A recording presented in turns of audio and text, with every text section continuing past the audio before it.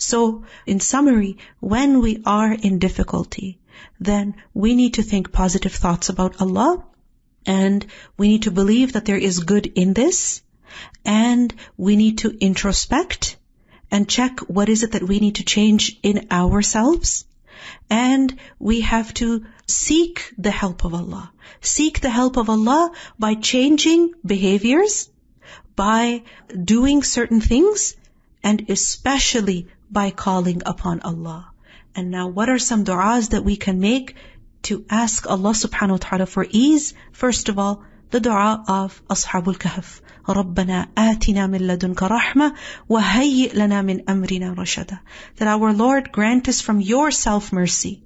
I need a lot of mercy from you, especially from you. And prepare for us from our affair right guidance. Show me the way.